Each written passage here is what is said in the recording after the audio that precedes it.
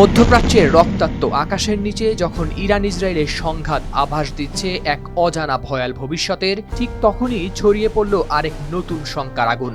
এবার সরাসরি পাকিস্তানের দিকে চোখ ইসরায়েলের সাবেক উপপ্রতিরক্ষামন্ত্রী মেইর মাসরির। সামাজিক যোগাযোগ মাধ্যম এক্সে দেয়া এক পোস্টে মাসরি জানান, ইরানের পর পাকিস্তানের পারমাণবিক কর্মসূচি থামানোর পরিকল্পনা করছেন তারা। তার ভাষায়, পাকিস্তান ইরান থেকে খুব দূরে নয়, এটুকু বোঝাই যথেষ্ট।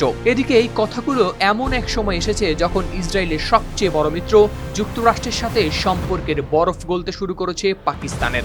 সদ্য সমাপ্ত ওয়াশিংটন সফরে প্রেসিডেন্ট ট্রাম্পের সাথে সাক্ষাৎ শেষে এমন ইঙ্গিত দিয়েছেন পাকিস্তানের সেনাপ্রধান ফিল্ড মার্শাল আসিম মুনির।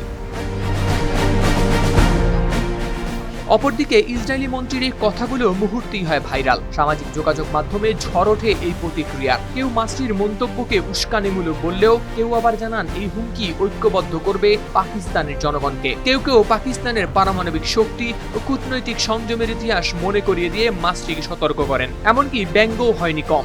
পাকিস্তান স্ট্র্যাটেজিক ফোরামের এক পোস্টে লেখা হয়, মাসরি যেন এর আগে ক্যাপ্টেন লুডজের সঙ্গে পরামর্শ করে নেন, কারণ তিনিই নাকি স্ট্র্যাটেজি বানাতে পারদর্শী। আরেকজন লেখেন, যখন পাকিস্তানের কাছে পারমাণবিক অস্ত্র ছিল না তখনও ইসরায়েল সাহস করেনি, আর এখন তো শুধু